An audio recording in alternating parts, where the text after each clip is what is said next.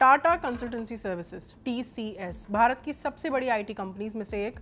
यहाँ नौकरी लगना मतलब आपका करियर सेट। एक ज़माना था जब यहाँ नौकरी लगना सरकारी नौकरी लगने के बराबर माना जाता था।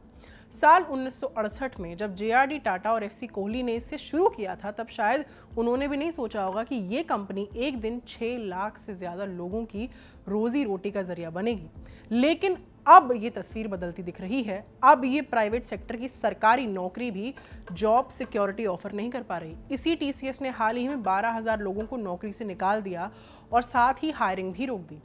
IT सेक्टर से जुड़ी इंजीनियर्स को हतोत्साहित करती ये अकेली न्यूज़ नहीं है।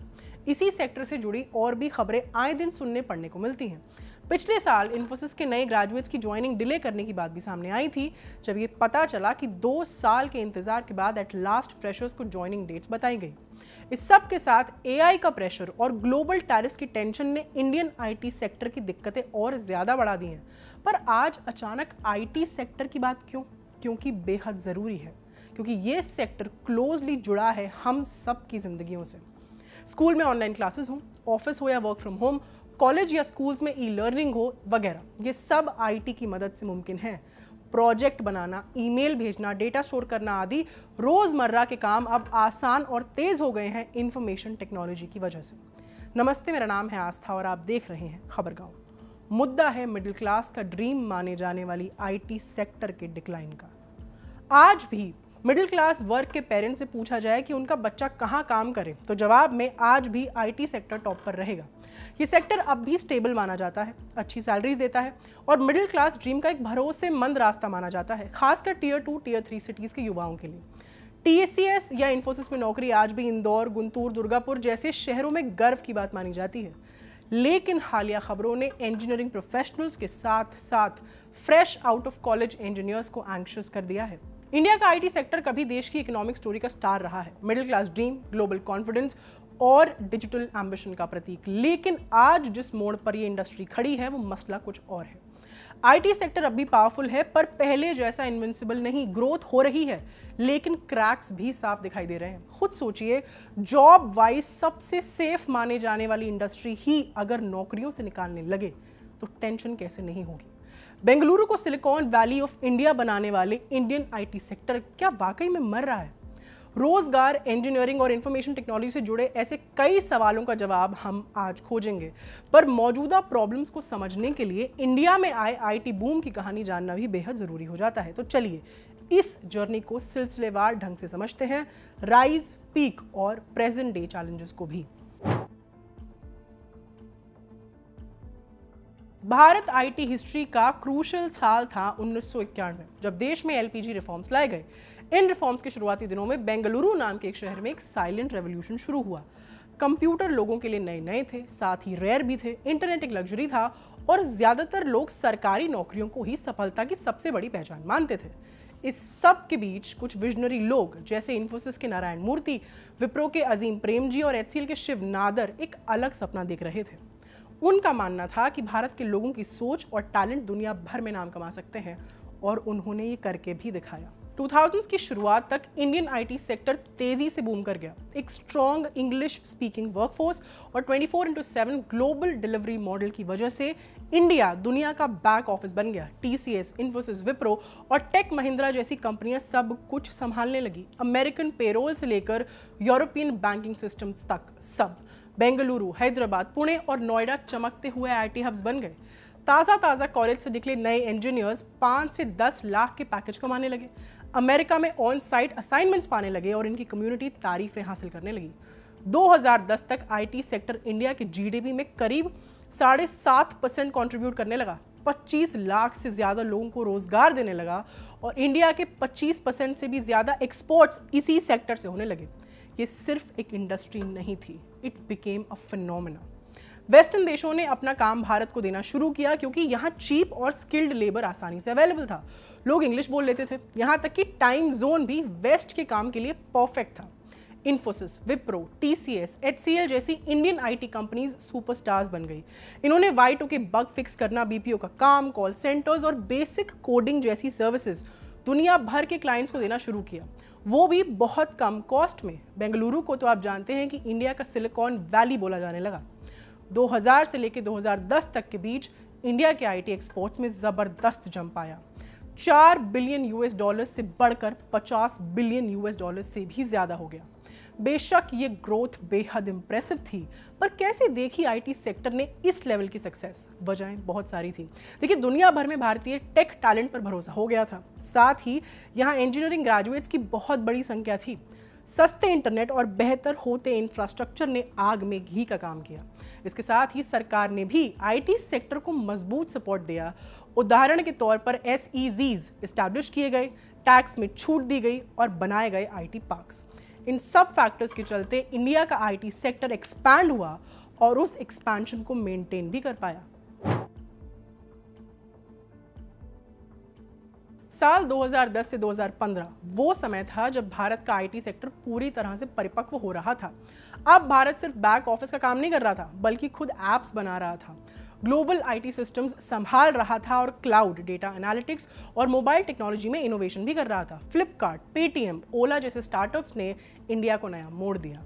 अब भारत सिर्फ टेक्नोलॉजी एक्सपोर्ट नहीं कर रहा था, बल्कि अपने देश के लिए डिजिटल प्रोडक्ट्स भी बना रहा था। IT exports 100 billion US dollar से ऊपर पहुंच गए और इस सेक्टर में 30 लाख से ज्यादा लोगों को रोजगार मिला। बदलाव यहीं नहीं रुके, विदेशी कंपनियों ने भारतीय फर्म्स को बड़े और अहम प्रोजेक्ट्स देना शुरू किया। क्यों? क्योंकि हम डिलीवर कर रहे थे, सही मायने में सालों से करते आ रहे थे। We had proved our mettle in this sector. In fact growth इतनी इंप्रेसिव रही कि भारतीय कंपनियों ने विदेशों की कंपनियों को खरीदना शुरू कर दिया, जिससे उनकी ग्लोबल रीच बढ़ी। भारत के मिडिल क्लास के लिए आईटी जॉब्स एक सपना बन गई, कामयाबी का सबसे पक्का अश्योर्ड रास्ता।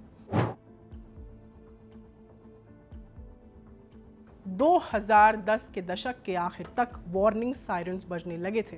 ऐसा क्या हुआ था बताते हैं। ऑटोमेशन ने मैनुअल आईटी जॉब्स को धीरे धीरे रिप्लेस करना शुरू कर दिया।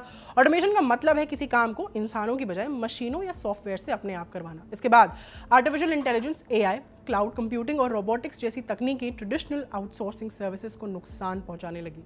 भारतीय कंपनियां अब भी लो कॉस्ट और हाई वॉल्यूम सर्विसेज मॉडल पर बहुत ज्यादा डिपेंडेंट थी। यहाँ इनोवेशन की रफ्तार बाकी दुनिया की तुलना में भी धीमी थी।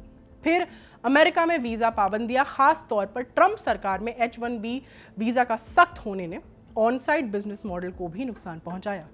कंपनियों में अट्रिशन रेट, मतलब एम्प्लॉयज की जॉब छोड़ने की दर बढ़ने लगी और नए ग्रेजुएट्स के लिए जॉब मिलना मुश्किल होता गया। साल 2019 तक आईटी सेक्टर अभी भी बढ़ रहा था, लेकिन इस ग्रोथ की रफ्तार कम हो गई थी। ये गिरावट नहीं थी, पर पहले जैसी तेजी भी नहीं रह गई थी।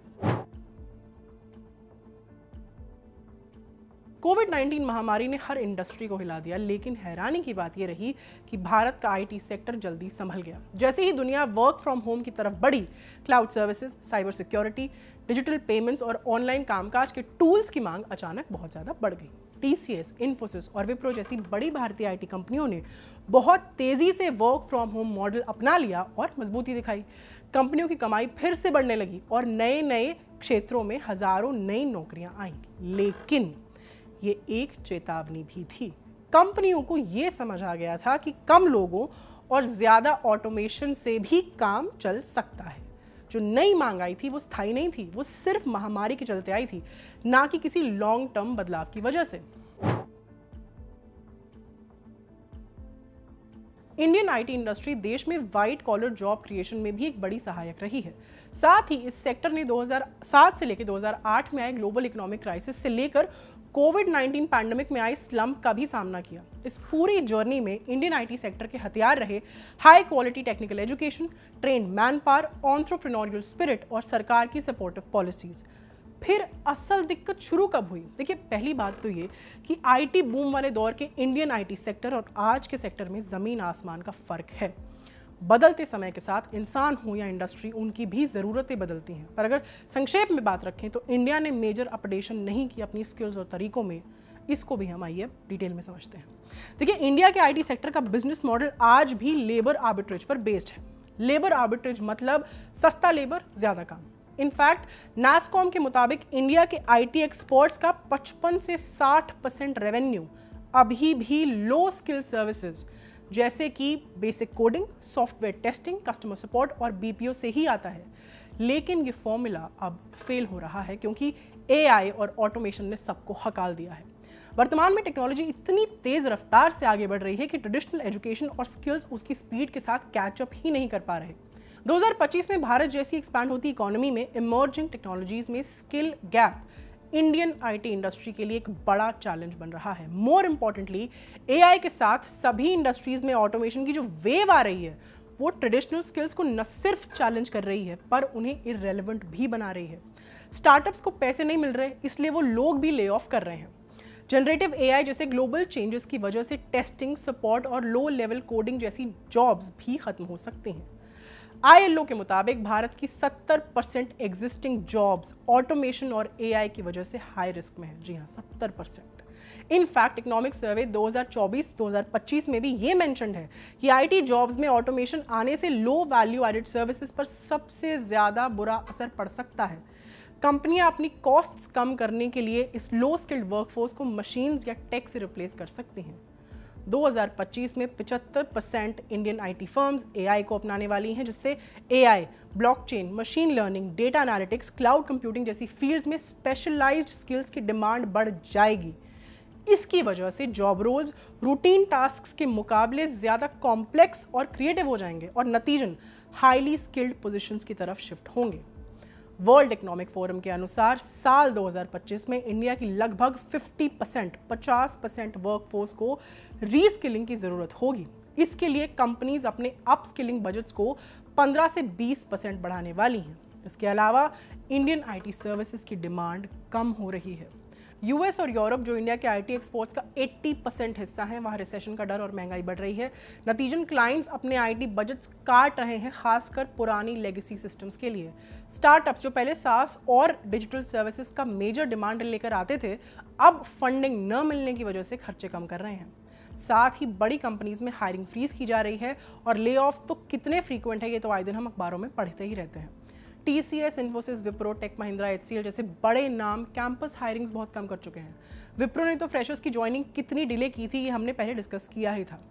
एट्रिशन रेट कम हुआ है, पर इसलिए नहीं कि लोग खुश हैं, बल्कि इसीलिए क्योंकि नई जॉब्स मिल ही नहीं रही and this is quite scary. अगली और खासा बड़ी परेशानी है मिड करियर एम्प्लॉयज से रिलेटेड। फिलहाल 8 से 15 साल के वर्क एक्सपीरियंस वाले लोग ऑकवर्ड सिचुएशन में हैं। प्रॉब्लम यह है कि वो बेसिक कोडिंग करने के लिए काफ़ी एक्सपेंसिव एम्प्लॉयज़ हैं और साथ ही एआई, एमएल, साइबर सिक्योरिटी या क्लाउड जैसी नई स्किल्स में उन्हें एक्सपर्टीज़ भी नहीं है। ऐसे में रीस्किलिंग और अपस्किलिंग बेहद ज़रूरी हो जाती हैं और दिक्कत यहाँ भी है, अपने यहाँ रीस्किलिंग बहुत धीरे हो रही है। आईटी कंपनीज अपने एम्प्लॉयज़ को नए टेक जैसे एलएलएम्स मतलब लार्ज लैंग्वेज मॉडल्स जैसे ChatGPT वगैरह, ब्लॉकचेन, एज कंप्यूटिंग में ट्रेन करने में स्ट्रगल कर रही हैं। काफ़ी लोगों के पास अभी भी नेक्स्ट जनरेशन टेक की प्रॉपर नॉलेज नहीं है। दूसरी ग्लोबल कंपनीज जैसे एक्सेंचर, IBM, AWS इनोवेशन में इंडिया से काफ़ी आगे हैं। इंडिया जानी जाती है एज ए सर्विस इकोनॉमी, मतलब वो देश जहां कमाई का ज़्यादातर हिस्सा सेवाओं, सर्विसेज से आता है, जैसे बैंकिंग, टूरिज्म, आईटी इत्यादि, तो उसे सर्विस इकोनॉमी कहते हैं। यही पैटर्न हमें यहाँ भी देखने को मिलता है कि इंडिया का आईटी सेक्टर अभी भी मोस्टली सर्विस बेस्ड है, मतलब दूसरी कंपनीज के लिए काम करता है। अपने प्रोडक्ट्स बनाना या नए इनोवेशंस या आईपी क्रिएशंस में अभी भी कमी है। आज भी इंडिया यूएस और चाइना से इनोवेशन और पेटेंट फाइलिंग में बहुत पीछे है। इससे भी क्लियर होता है कि प्रोडक्ट्स क्रिएट या इनोवेट करने के लिहाज से इंडिया ने रिसर्च एंड डेवलपमेंट को उतनी तवज्जो नहीं दी, और अगर R&D पर फोकस किया भी जाए तो उसमें भी फंडिंग और पॉलिसी सपोर्ट का होना बेहद ज़रूरी है। पहले जहां अपना आईटी सेक्टर रॉकेट की तरह ऊपर जा रहा था, अब उसकी स्पीड कम हो गई है। मार्केट कंडीशंस, पुरानी हो चुकी स्किल्स और लिमिटेड इनोवेशन की वजह से नए चैलेंजेस सामने आ गए हैं। मौजूदा स्किल्स में इजाफा करना, साथ ही उन्हें बेहतर करना, नई स्किल्स सीखना, ये सब कितना ज़रूरी है, आईटी सेक्टर में आई प्रेजेंट क्राइसिस इस बात का एक बहुत अच्छा उदाहरण है।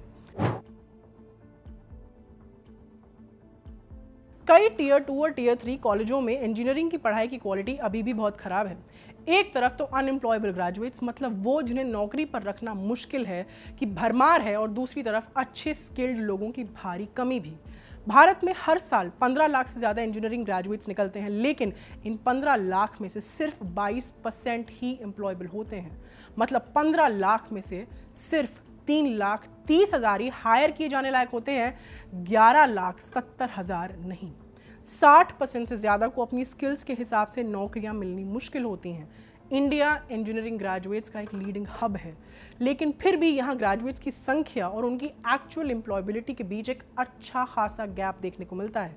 ये गैप सिर्फ ऐसे इंजीनियर्स की पर्सनल ग्रोथ के लिए नहीं, बल्कि देश के इकोनॉमिक और टेक्नोलॉजिकल ग्रोथ के लिए भी एक बड़ा चैलेंज है।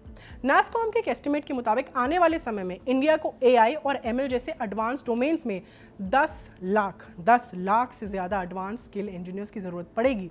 लेकिन 2028 तक डिजिटल टैलेंट का डिमांड सप्लाई गैप 25% से बढ़कर 30% तक पहुंच जाएगा। एडिशनली मेटल के इंडियाज एजुकेशनल स्किल इंडेक्स 2025 से पता चलता है कि 2024 में सिर्फ 42.6% इंडियन ग्रेजुएट्स ही रोजगार के योग्य हैं। यह आंकड़ा साल 2023 में 44.3% था और इसकी अहम वजह है देश में बढ़ता स्किल गैप। इसी अलार्मिंग स्किल गैप को एड्रेस करते हुए पीएम मोदी ने भी कहा, नए रोल्स के लिए इंडस्ट्री लीडर्स को अपनी वर्कफोर्स को लार्ज स्केल पर रीस्किल और अपस्किल करने की ज़रूरत है। इंडियन आईटी सेक्टर को पुश देने के लिए machine learning, cloud computing, cyber security जैसे डोमेन्स पर फोकस करते हुए इंडस्ट्री लीडर्स को हैवी ट्रेनिंग प्रोग्राम्स में इन्वेस्ट करना होगा और केवल जॉब लेवल पर नहीं, फाउंडेशनल लेवल पर भी काम करना होगा। मतलब ये कि स्कूल्स में भी creativity, emotional intelligence, complex problem solving जैसी ह्यूमन स्किल्स को डेवलप करने पर अब पहले से ज़्यादा जोर देना होगा। सबसे ज़्यादा ज़रूरी इंडस्ट्री और एकेडमिया को साथ मिलकर काम करना होगा ताकि देश में बढ़ते स्किल गैप को टैकल किया जा सके। सच बात यह है कि इंडिया में इंजीनियरिंग टैलेंट की कमी नहीं, लेकिन अगर हम लो या अंडर डेवलप्ड स्किल्स की वजह से मौजूद अनएम्प्लॉयबिलिटी गैप को कम नहीं कर पाते तो ये पोटेंशियल वेस्ट हो जाएगा। हमारी आईटी इंडस्ट्री के सामने एक बहुत बड़ा चैलेंज है वियतनाम और फिलीपींस जैसे देश जो उसे टफ कंपटीशन दे रहे हैं। Vietnam cheap labour cost, skilled workforce boom और गवर्नमेंट सपोर्ट की वजह से तेजी से ग्रो कर रहा है। जैसे जैसे कंपनियां कॉस्ट इफेक्टिव सॉल्यूशंस के लिए वियतनाम का रुख कर रही हैं, वैसे वैसे इंडियन आईटी फर्म्स की ट्रेडिशनल डोमिनेंस पर प्रेशर बढ़ रहा है।